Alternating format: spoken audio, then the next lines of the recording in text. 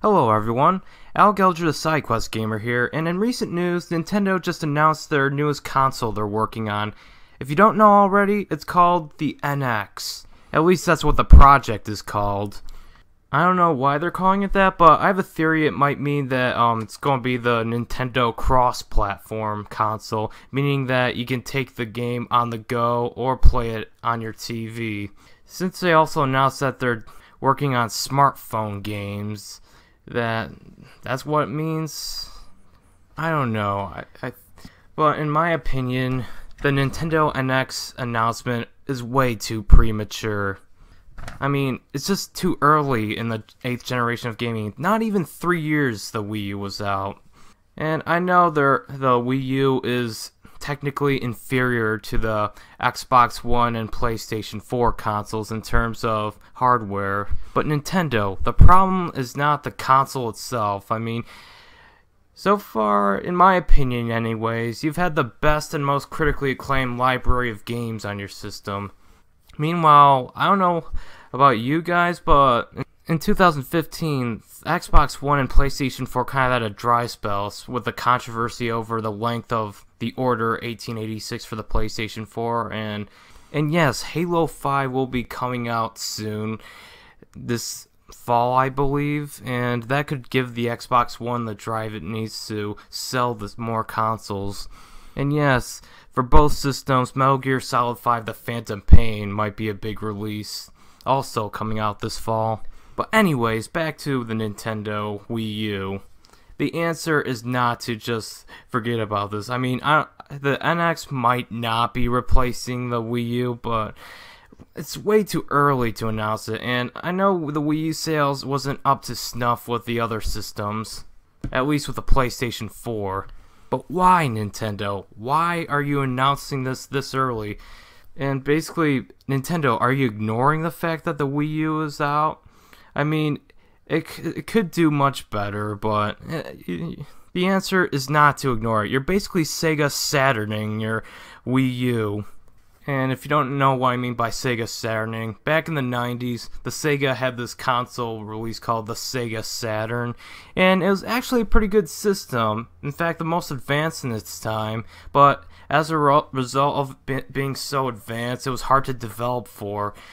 So, basically, the console went from 1995 to 1999, and then the Dreamcast was released, but that's a 4-year lifespan. That's way too short for a console. And the Sega Saturn really could have been something if they released Sonic Adventure on the Saturn. In my opinion, the perfect lifespan for a console is at least 7 years.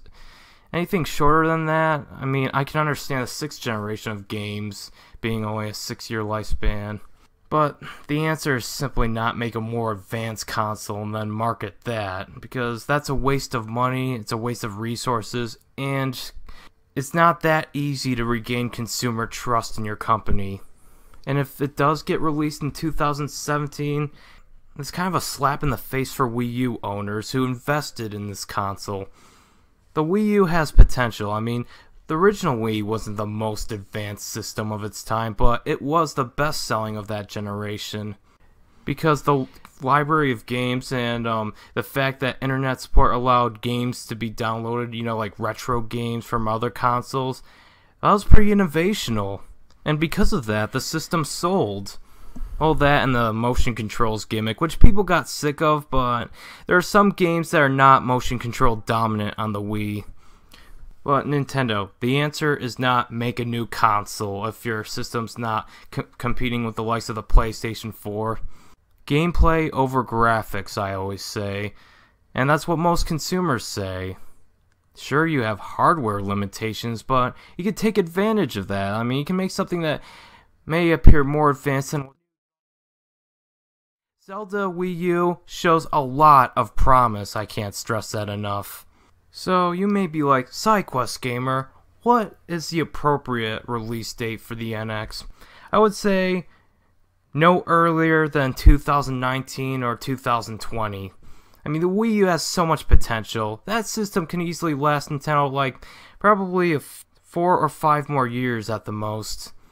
Nintendo, if you're watching this, please do not give up hope on the Wii U.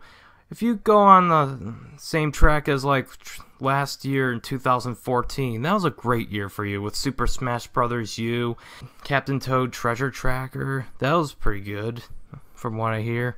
Bayonetta 2. If you want to attract customers to buy your Wii U, bring some innovation to the table. Sure, the Wii U is not a powerhouse, but that doesn't mean you can't cancel out innovation.